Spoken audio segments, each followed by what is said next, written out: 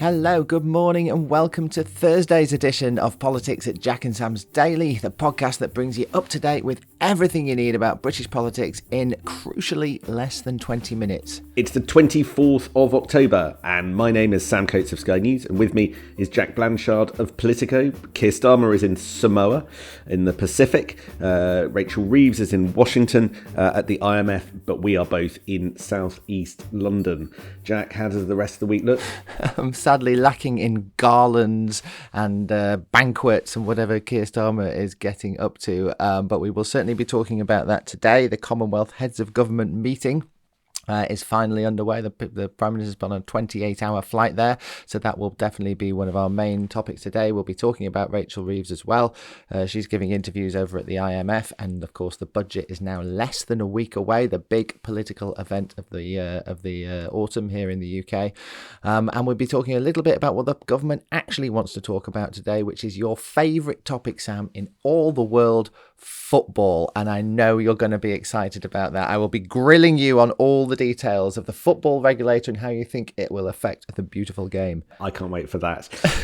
So Keir Starmer is landing in the Southern Pacific. This week has been, as it were, the battle of two massive summits, the one that Keir Starmer's at and the one that he's not. You've got Keir Starmer landing in Samoa for the gathering of the Commonwealth. But just before we get to that, in split screen, there's been another very important summit, but one that Keir Starmer could never have gone to, but arguably more consequential, which is the one over in the city of Kazan in Russia, where President Putin greeted more than 20 heads of state, including arguably a better guest list, a better cast list than the one, or certainly more powerful cast list than the one that will surround Keir Starmer in the Southern Pacific. Amongst those that Putin is seeing this week has been China's President Xi and India's Prime Minister Narendra Modi. And just I think the spectacle of there being two competing events on the world stage at a point where the Ukraine war and President Putin's invasion of Ukraine continues to be one of the great dividing lines in global politics has been fascinating, and the fact that so many significant figures representing such a large proportion of the globe's GDP were still prepared in light of the Ukraine war to beat the path to President Putin, I think is just an awkward reality of where we are in global politics. And just a reminder that these summits don't necessarily bring about global harmony because different nations are taking increasingly entrenched positions on issues that sometimes we like to present are a matter of sort of unity. The West unified against President Putin, for instance, that is not the case. My Politico colleague Dan Bloom, who has been on the flight with Keir Starmer, all 28 hours of it to Samoa, has just peeled himself off the plane a few hours ago in the Pacific. Wrote a really nice piece about this yesterday for our website, and it looks at how this is literally titled the Commonwealth Heads of Government Summit. It only happens every other year, and the idea is that yes, the heads of government from the Commonwealth will get together only once every 2 years to have a good chat. But the truth is that not very many of them have turned up this year. It's been a long way for Keir Starmer to go, but at least he made it. As you say, Modi would have been at this summit, but he has snubbed it to go and hang out with Putin instead. The leader of South Africa would have been at this summit. He has snubbed it to go and hang out with Putin instead. And it tells you a lot about the dynamics of modern day geopolitics, that they would rather be with Putin in Russia than they would at the Commonwealth Heads of Government Summit, where Keir Starmer would very much have liked and expected them to be. Not even Canada has sent its leader to the Commonwealth Heads of Government Summit this year. Other nations have declined to do so as well. So it's rather a depleted cast list that Keir Starmer finds himself walking into. He's sitting down for a state banquet there right about now in Samoa, just as we're recording this podcast at 6:45 in the morning, and I'm sure it'll be a lovely affair. I saw a picture of King Charles wearing a garland of cocoa beans. There will be lots of colour and lots of nice chit-chat, and Starmer's hanging out with the Australian and the New Zealand Prime Ministers, but a lot of people are not there, and it tells you something about sort of Britain's depleted convening power these days compared to the hard power politics of President Putin. And the agenda, I would argue, is not particularly one that Keir Starmer might feel is in part urgent. Now, one thing he will want to talk about is climate change. The whole reason that they're in the South Pacific island is because that, once seen as a sort of palm fringe paradise, now it's one of the most climate threatened pockets of the planet. So there is an issue that is relatively close to Keir Starmer's heart there, that the negotiations and the discussions will centre around. But there is another topic which Keir Starmer is sort of decidedly averse to talking about, and that is reparations for the slave trade. And there is pressure, particularly from Caribbean countries, to put this on the agenda. Keir Starmer, I think on the plane on the way out, has been clear that is a matter for the past, and he wants to look to the future, and he thinks that the Commonwealth can be a driver of growth. But the truth about the Commonwealth is that I think this is going to become a bigger and bigger focus. Why is that? Well, the Secretary General of the Commonwealth, Patricia Scotland, Baroness Scotland, is due to step down next year. This is her last summit. And all of the candidates to take over from her have publicly called for reparations for slavery and colonialism. That is going to put that issue firmly on the map at every future Commonwealth summit. As people, as other world leaders argue that countries like Britain and Portugal have to pay for what they did in the past. And unsurprisingly, not just because of the state of the public finances, but also because it would be probably quite electorally toxic, you've got Keir Starmer, and I think pretty much any British Prime Minister at the moment would resist such calls. But that just is an awkward backdrop for a Prime Minister who's got a lot on his agenda, given that actually the issue of slave trade and reparations is fairly high up the agenda over there. It certainly is, and it's not an issue he's going to be able to avoid in Samoa over the next couple of days. In the last hour or so, the BBC has seen a leaked draft of the summit communique, which is the sort of big document that all the leaders are supposed to sign at the end of the summit to say, here is our statement where we all agreed on X, Y, and Z. And in the draft communique is a pledge to look at this issue of reparations for slavery, which is exactly the last thing that Keir Starmer wants to be talking about. Britain will be frantically trying to get this wording watered down or removed or something over the next few hours before the communique is signed on Friday or Saturday. But it's just clearly going to be something that all the leaders are talking about. In fact, Dan, my colleague in Samoa today, has already spoken to the Prime Minister of the Bahamas, who says, yes, absolutely, this needs to be in the communique. What are we all here for? I'm paraphrasing, what are we all here for if we're not talking about this sort of issue? Keir Starmer is doing sit-down interviews with British journalists, broadcast journalists tonight, Thursday night, where he is clearly going to have to talk more and more about this. It's going to be raised by other leaders when he sits to talk to them. And, the cost estimates of what Britain is being asked to pay for slavery reparations are, literally by some estimates, hundreds of billions of pounds. A week out from the budget, it's hard to imagine Sam Keir Starmer making that sort of financial commitment. Should we now move on to the budget, which is just 6 days away? Rachel Reeves going to the IMF in Washington. The Guardian is reporting that she has settled which and how she's going to change her fiscal rules in order to give herself a lot more borrowing, the capacity for a lot more borrowing over the coming months. This is something that the markets, economists, and as well as everyone in Westminster has been waiting for.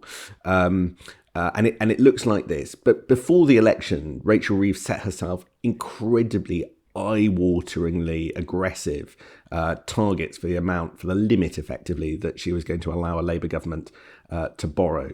And she just cut and paste, as it were, the Tory fiscal rules, as they're known, and said that Labour was going to follow them. But having come into office, she has realised, effectively, that is unsustainable. There is pressure for Labour to get spending, and that means there's pressure for Labour to get borrowing. If she had stuck to her old fiscal rules, the Tory borrowing limits, she really was very squeezed in the amount she was going to be able to borrow, particularly to invest in big shiny capital projects, big buildings, train stations, new hospitals, that kind of thing. Effectively, the limit that she had was somewhere in the sort of £8-9 billion mark was the amount of wiggle room that she had.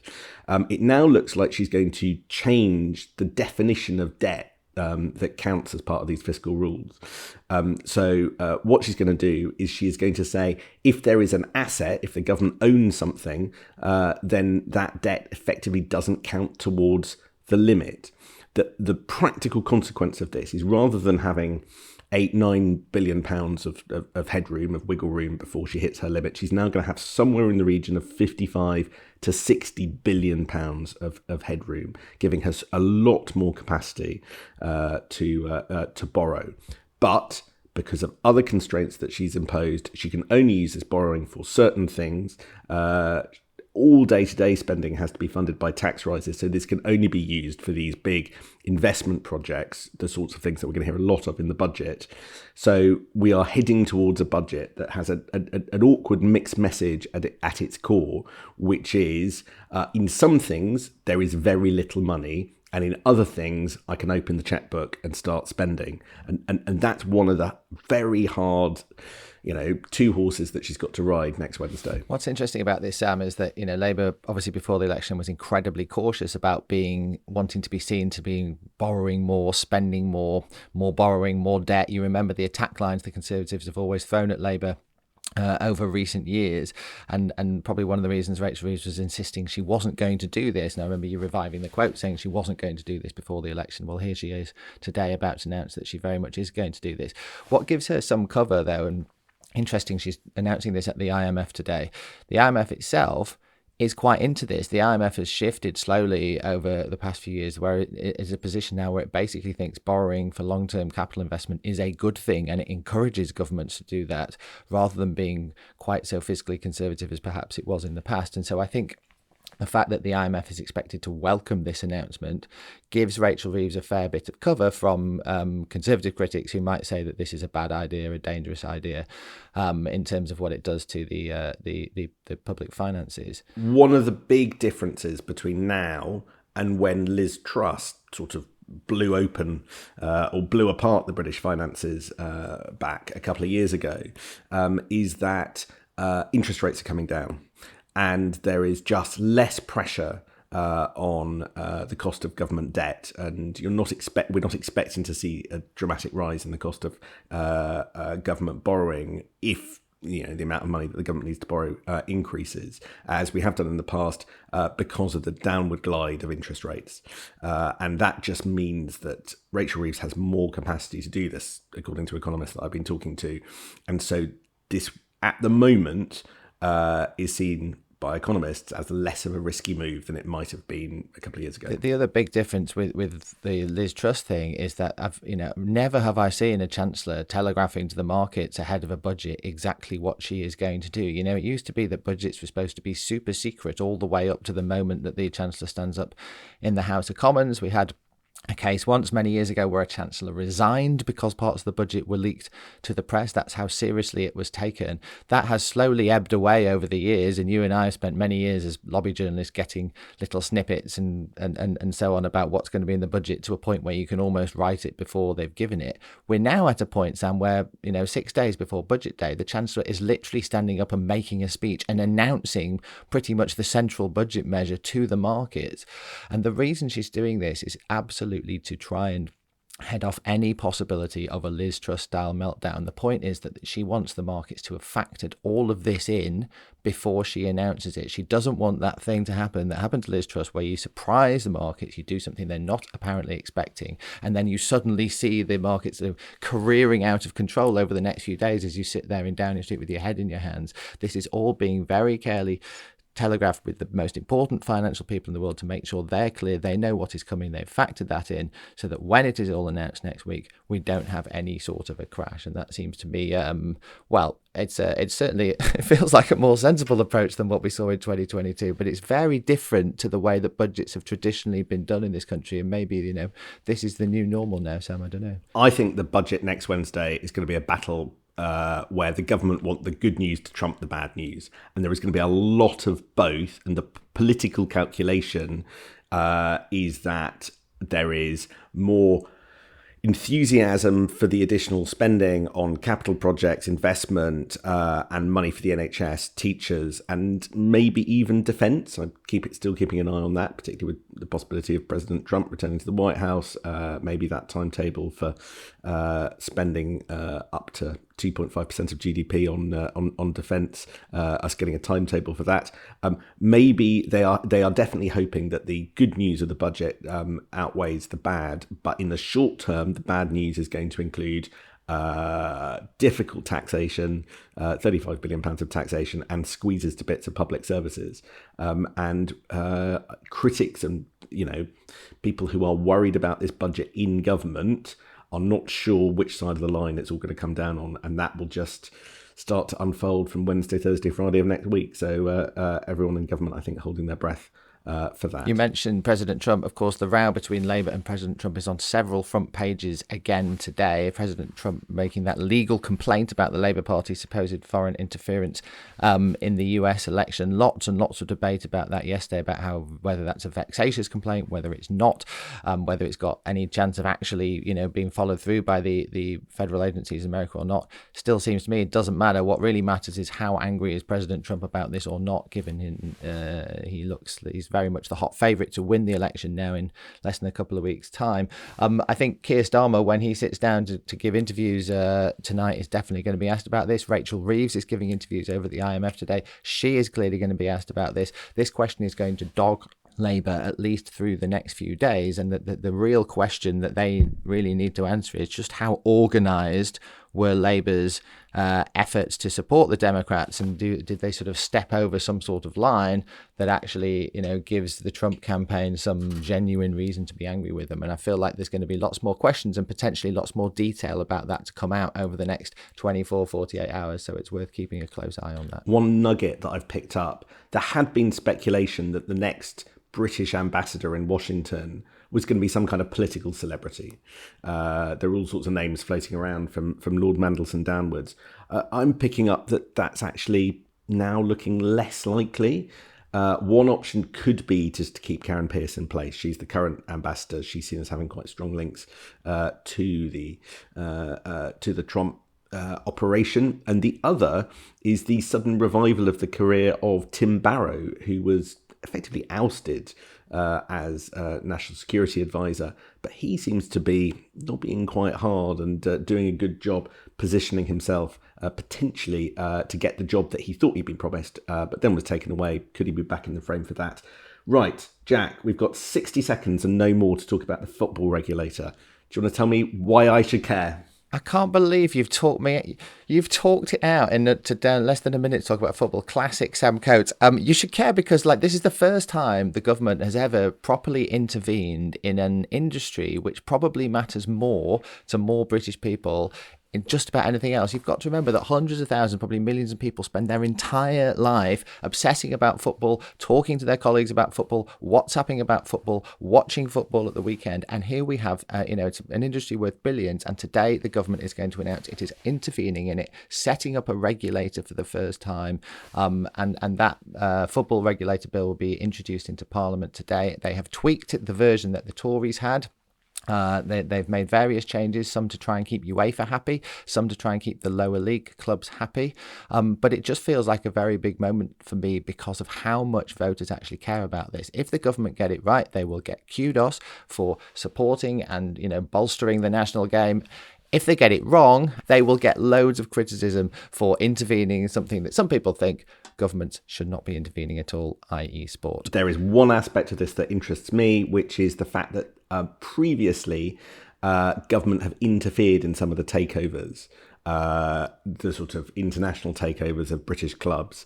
Boris Johnson memorably did it when he was Prime Minister, and this bill would ban that. That interference went down terribly with international investors. So actually, there are bits of government that welcome this as a pro-growth measure because no longer will the government step in and try and dictate which countries investment funds and sovereign wealth funds can and can't own bits of the British football industry. And that quietly is something that could boost investment in football. Let's leave it there because we've run out of time. Have a brilliant weekend and a massive week next week for us with the budget. I look forward to seeing you then. I cannot wait. See you all on Monday morning. Thanks for listening. Bye-bye.